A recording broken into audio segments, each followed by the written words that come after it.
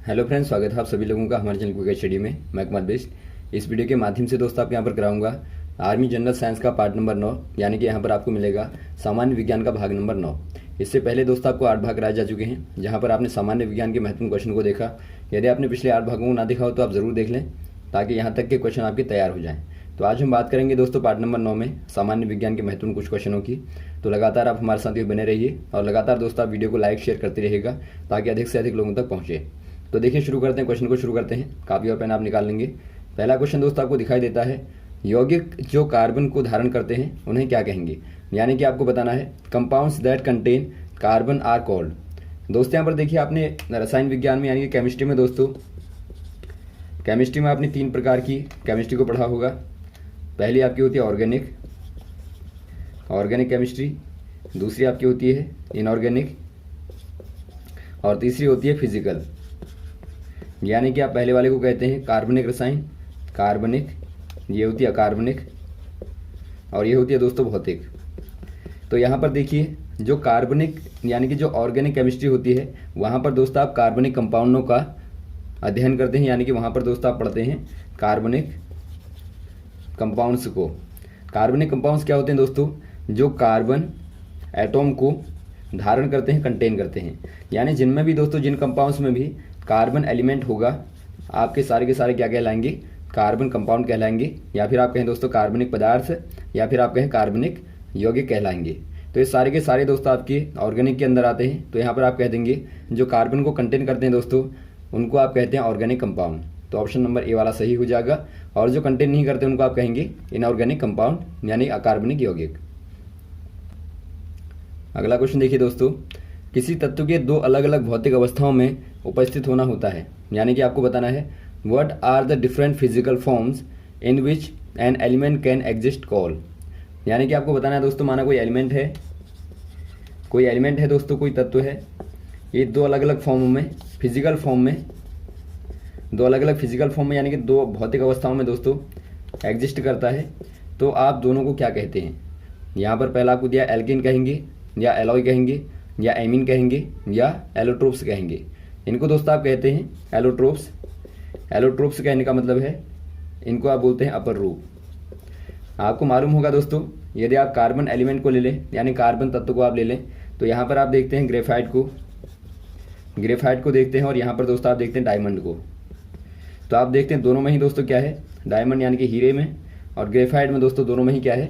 दोनों में ही कार्बन पाया जाता है। यानी कार्बन का ही दोस्तों दोनों अलग अलग फॉर्म होती है। केवल दोनों में क्या अंतर होता है?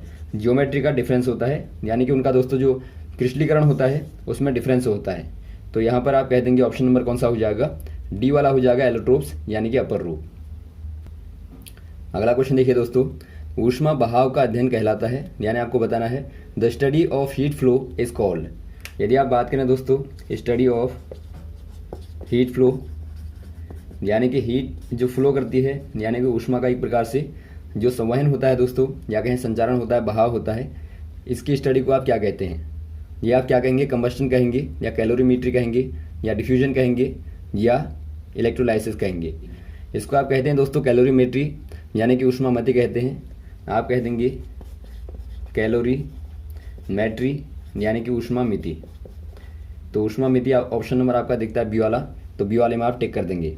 यदि आपको दोस्तों केवल ऊष्मा का अध्ययन पूछा जाएगा, यानी कि कहाँ पर हम हीट की स्टडी करते हैं, हीट की जो स्टडी होती है दोस्तों, वो आप करते हैं थर्मोडायनेमिक्स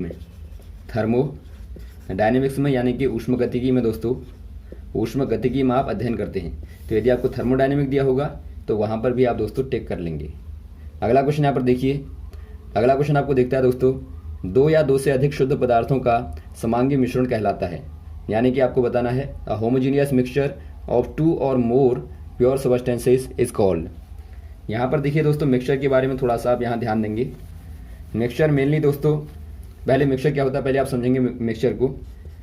मिक्सचर जो होता है, यानी कि जो मिश्रण होता है, यहाँ पर दोस्तों आप क्या करते हैं? More than 1 pure substances mixed. यानी कि आप यहाँ पे क्या करते हैं दोस्तों? 1 से अधिक प्योर यानी कि शुद्धतम पदार्थों को मिलाते हैं। यदि आपने दोस्तों 2 पदार्थों को मिला दिया प्योर वाले, तो वहाँ पर क्या बनेगा दोस्तों? एक प्रकार का मिश्रण बनेगा। अब यहाँ पर देखिए 3 प्रकार के मुख्यतः मिश्रण होते हैं डिवीजन के आधार पर। यदि आप पहले वाले को देखें तो आप सॉल्यूशन कहते हैं, यानी कि विलयन कहते हैं। सेकंड वाला होता है दोस्तों कोलॉइडल होता है, यानी कि आप इसको कोलाइडी कहते हैं। और थर्ड वाला होता है सस्पेंशन, यानी कि इसको आप बोलते हैं दोस्तों निलंबन। अब यहाँ पर देखिए इनमें डिफरेंट क्या होता है। यदि आप विलयन की बात करें तो विलयन में दोस्तों आपने माना वाटर के साथ में यानी पानी के साथ में शुगर को यानी कि चीनी को मिला दिया, या फिर आप नमक को मिला दें। यहाँ पर आपने चीनी को मिला दिया, तो आप देखते हैं दोस्तों आपने 2 प्योर सब्सटेंसेस को लिया और आपस में आपने इनको मिला दिया, तो यहाँ पर आप देखेंगे आराम से घुल जाते हैं और बाद में आप इनको सेपरेट नहीं कर पाएंगे। नेक्स्ट वाला देखिए जो कोलॉइडल होता है, यहाँ पर माना आपने लिया दोस्तों कोई कंटेनर लिया, कोई वेसल लिया, वहाँ पर आपने एयर को लिया और साथ में दोस्तों आपने डस्ट पार्टिकल को लिया यानी धूल के कणों को लिया, तो यहाँ पर आप देखते हैं एक प्रकार का मिक्सचर बनेगा। और ऐसे वाले मिक्सचर को दोस्तों आप क्या बोलते हैं, कोलॉइड बोलते हैं। कोलॉइड की खासियत क्या होती है दोस्तों, यहाँ पर 2 प्रकार के जो मीडियम होते हैं, यानी एक आपका घुलने वाला होता है, दूसरा घोलने वाला यानी कि डिस्पर्शन मीडियम होता है, और एक आपका डिस्पर्स्ड फेज होती है। तो यहाँ पर आप देखेंगे दोस्तों दोनों में से एक का आकार थोड़ा बड़ा होता है, एक का छोटा होता है। क्योंकि यदि आप एयर को देखें तो आप एयर देखेंगे बहुत छोटे पार्टिकल होते हैं, और जबकि आप डस्ट पार्टिकल को देखेंगे एयर के कंपेरिजन में दोस्तों बड़े होते हैं। तो इस प्रकार के जो मिक्सचर होते हैं वहाँ से आपको कोलॉइडल मिक्सचर प्राप्त होता है। नेक्स्ट वाला होता है दोस्तों निलंबन को आप समझेंगे। यहाँ पर आप दोस्तों माना यहाँ पर आपने कोई वेसल लिया, कोई बर्तन लिया, और यदि आप वाटर के साथ में दोस्तों यानी पानी के साथ में सैंड को मिला दें यानी आप रेत को मिला दें, तो आप यहाँ पर देखेंगे जो रेत और पानी का मिक्सचर होता है यानी मिश्रण होता है दोस्तों, या फिर आप यहाँ पर आयरन की छीलन को ले लें यानी लोहे की छीलन को ले लें, तो यहाँ पर आप मिलाएंगे दोनों को ही दोस्तों आप मिला तो देंगे, लेकिन वो आराम से पूर्णतया मिल नहीं पाएंगे, यानी कि आप आराम से उनको सेपरेट कर पाएंगे। तो ऐसा वाला मिश्रण कहलाता है निलंबन यानी सस्पेंशन कहलाता है। तो ये 3 प्रकार के होते हैं। अब यहाँ पर देखिए दोस्तों आपने जो सॉल्यूशन को देखा, जो पहला वाला था यानी विलयन को आपने देखा, माना शुगर को लिया था आपने और वाटर को लिया था यानी पानी को लिया था। अब यहाँ पर आप दोनों को घोल देंगे, तो बाद में दोस्तों घोलने के बाद में आप दोनों को सेपरेट नहीं कर पाएंगे, यानी कि यदि आप चीनी को बाद में सेपरेट करना चाहें तो बाद में आप नहीं कर पाएंगे, क्योंकि ये आराम से दोस्तों होमोजीनियसली यानी कि समांग रूप से दोस्तों मिल जाता है।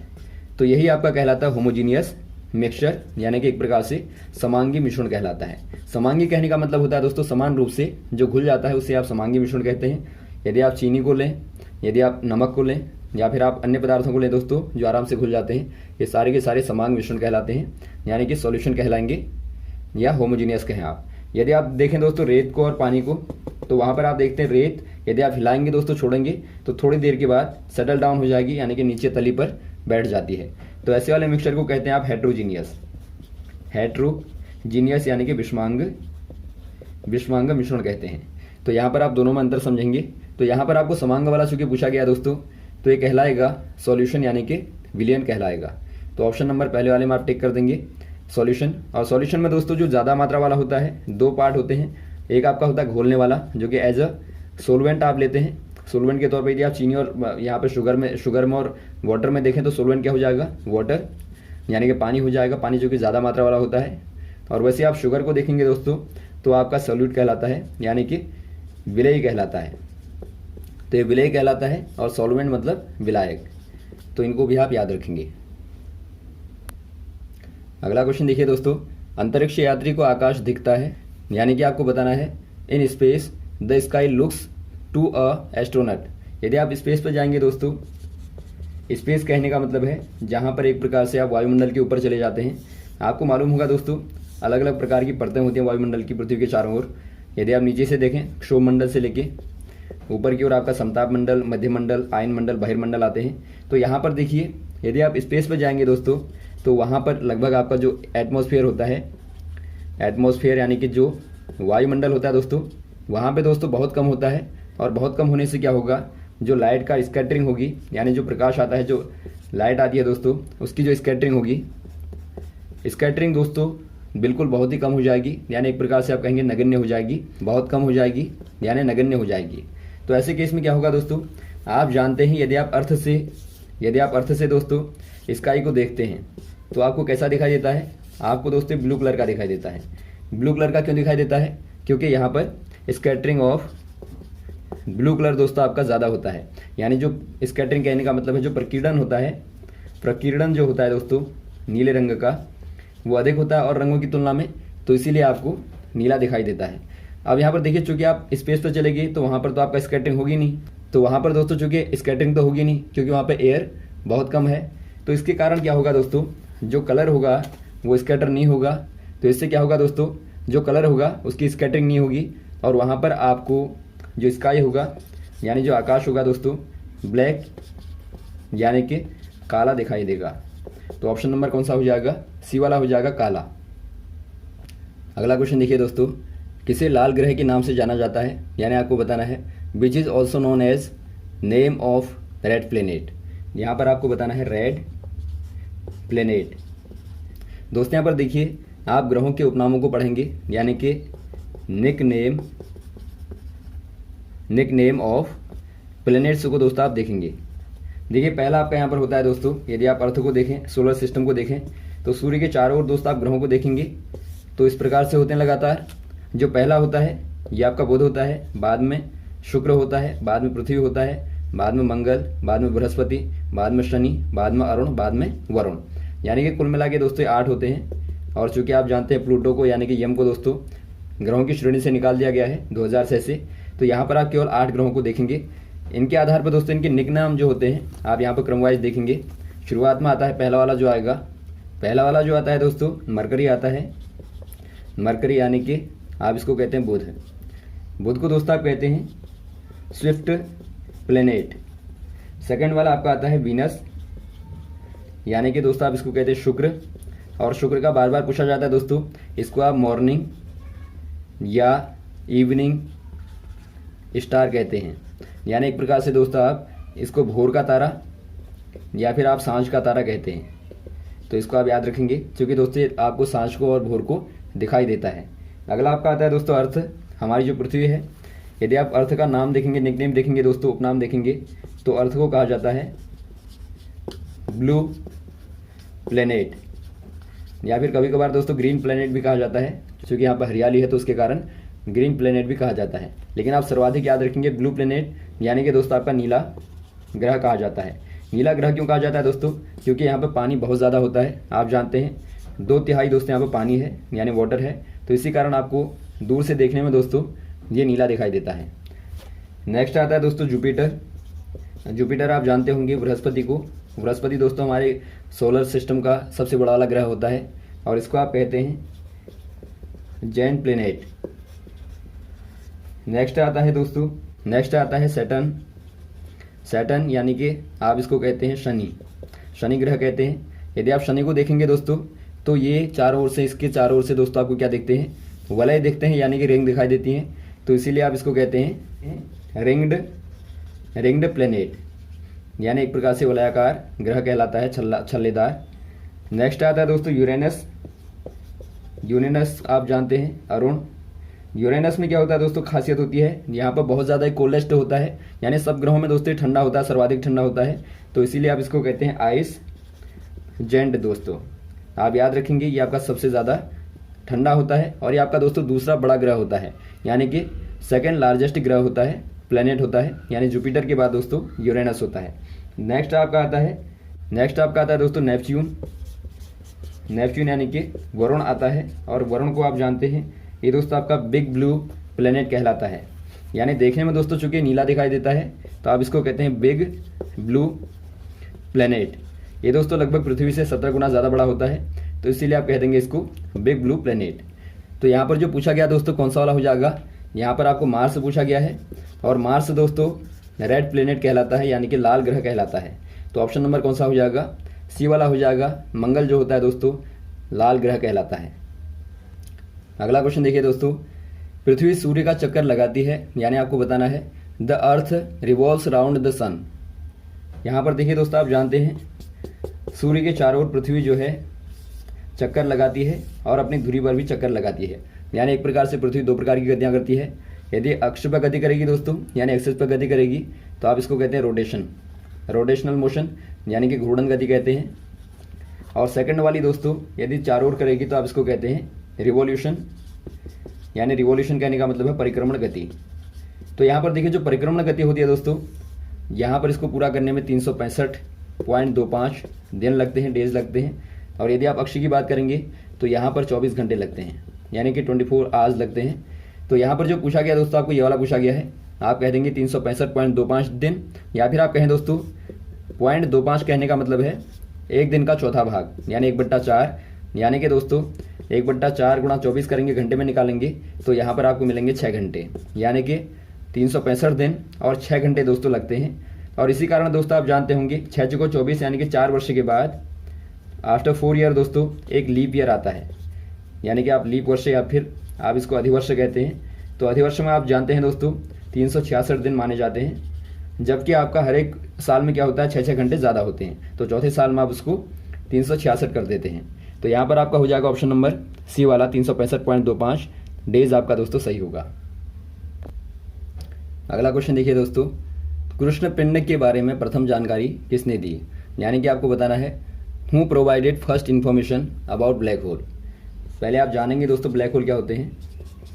ब्लैक होल यहाँ पर दोस्तों देखिए हमारे जो सोलर सिस्टम होता है वहाँ पर बहुत सारे खगोलीय पिंड होते हैं, यानी कि अंतरिक्ष में कहेंगे या फिर आप कहें ब्रह्मांड में दोस्तों, यूनिवर्स में बहुत सारे ऐसे पिंड हैं जो आपको दिखाई नहीं पड़ते, यानी आप उनको बोलते हैं खगोलीय पिंड कहलाते हैं वो।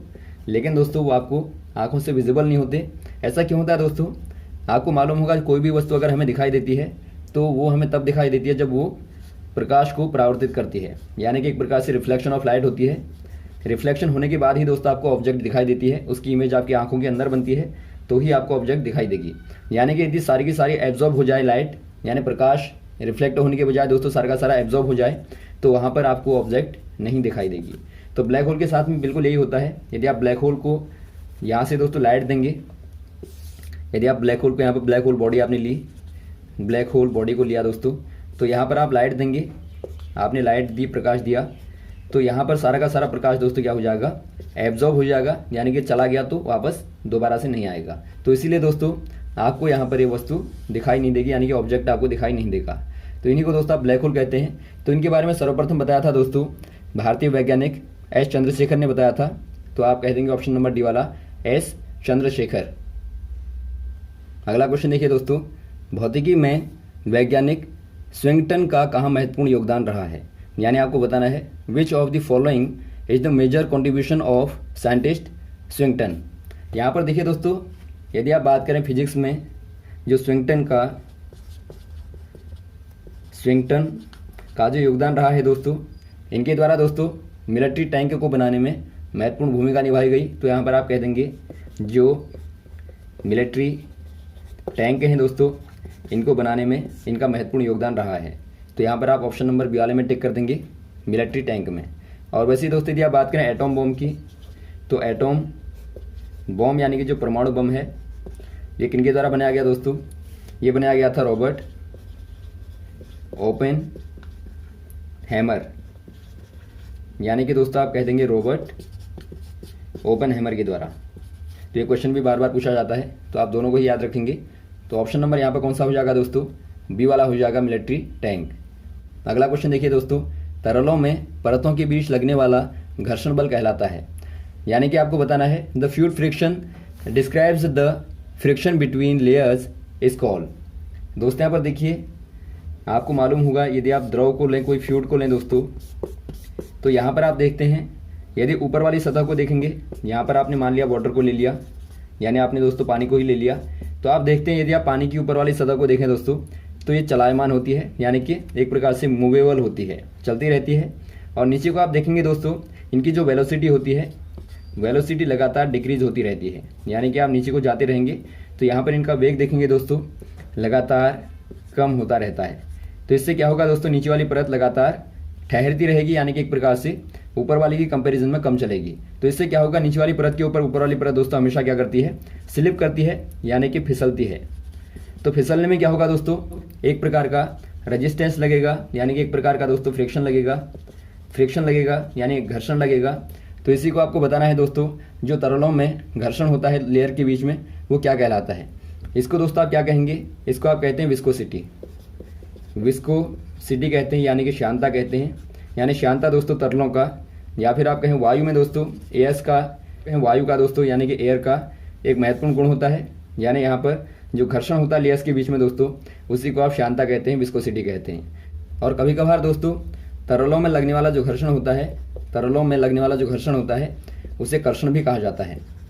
यदि आपको कर्षण लिख के आए तो वहाँ पर आपको समझना है कि क्या होगा, तरलों में लगने वाला घर्षण होता है। तो यहाँ तक आप क्वेश्चन को तैयार करेंगे। इसके बाद दोस्तों आपको लगातार क्वेश्चन को कराते रहेंगे, हमारे साथ भी बने रहेगा। Okay, thanks. जय हिंद, जय भारत।